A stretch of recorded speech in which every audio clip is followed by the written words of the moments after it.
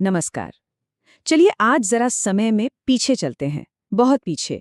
उस कहानी में जो मध्य हिमालय के पहले ऐतिहासिक राजवंश की है। एक ऐसा राजवंश जिसने आज के उत्तराखंड की नींव रखी। तो आइए कत्यूरी राजवंश की इस दिलचस्प दुनिया में गोता लगाते हैं। तो सवाल ये उठता है कि आखिर उत्तराखंड के पहले राजा थे कौन? ये सवाल ना हमें सीधे इतिहास के उन पन्नों में ले जाता है जो कहानियों और किंवदंतियों से भी कहीं ज्यादा गहरे हैं। और इसका जवाब है एक ऐसा राजवंश जिसने, सोचिए, लगभग 300 सालों तक इस पहाड़ी इलाके पर राज किया। 300 साल! ये कोई छोटा मोटा वक्त नहीं है।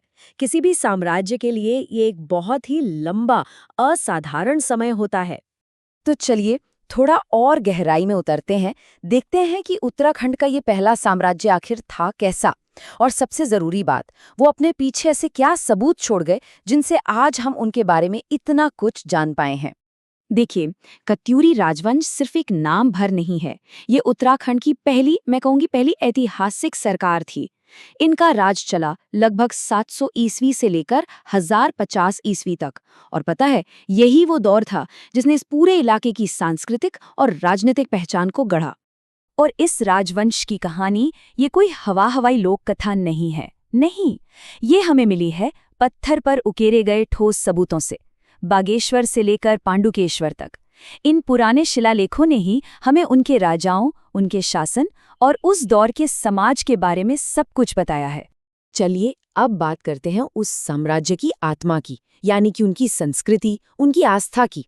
और हाँ, एक ऐसे महान दार्शनिक के आने की, नाम था शंकराचार्य, जिन्होंने इस इलाके का आध्यात्मिक नक्शा हमेशा हमेशा के लिए बदल कर रख दिया। किसी भी समाज को समझने का एक बड़ा अच्छा तरीका है उसकी भाषा को देखना। उस दौर में भी ऐसा ही था। दरबार की भाषा थी संस्कृत, ज्ञान और प्रशासन की भाषा। और वहीं आम लोग बात करते थे पाली में। ये जो फर्क था ना, ये शासकों और आम जनता के बीच की सामाजिक दूरी को भी साफ साफ दिखाता है। कत्यूरी शासकों की आस्था का अंदाजा तो उनके नाम से ही लग जाता है। उनके जो प्रमुख देवता थे वो थे कार्तिकेय, जिन्हें युद्ध का देवता माना जाता था। और यही वजह थी कि उनकी जो पहली राजधानी थी उसका नाम भी कार्तिकेयपुर रखा गया था।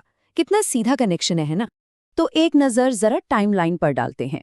कहानी शुरू होती है 700 ईस्वी में। फिर 820 ईस्वी में आदि शंकराचार्य का आना एक बहुत बड़ा टर्निंग पॉइंट साबित होता है। और फिर 1050 ईस्वी के आसपास ये महान राजवंश इतिहास के पन्नों में दर्ज हो जाता है। कत्यूरी शासनकाल की सबसे बड़ी घटनाओं में से एक, यकीनन, जगतगुरु आदि शंकराचार्य का आना था। उन्होंने क्या क्या किया? उन्होंने इस इलाके में बौद्ध धर्म के प्रभाव को कम करके हिंदू धर्म को फिर से स्थापित किया। आज के जोशीमठ में ज्योतिर्मठ बनाया और केदारनाथ, बद्रीनाथ जैसे हमारे पवित्र मंदिरों का रेनोवेशन करवाया।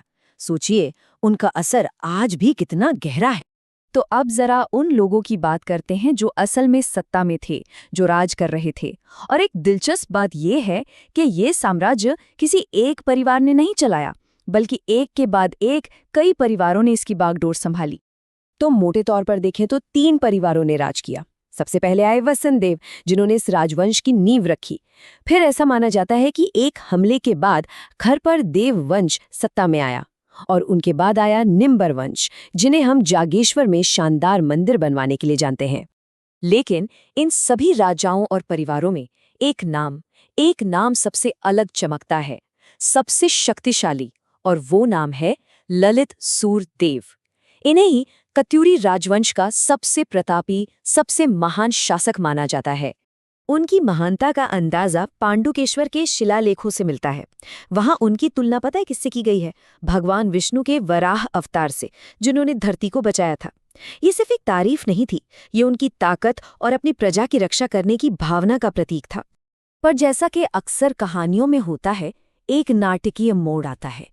एक तरफ थे प्रतापी ललित सूरदेव और दूसरी तरफ उनके ही बेटे भूदेव, जिनकी विरासत बहुत ही ज्यादा विवादास्पद रही।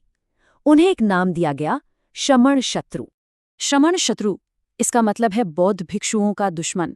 ये उपाधि सीधे सीधे इशारा करती है कि उनके राज में धार्मिक उत्पीड़न हुआ होगा।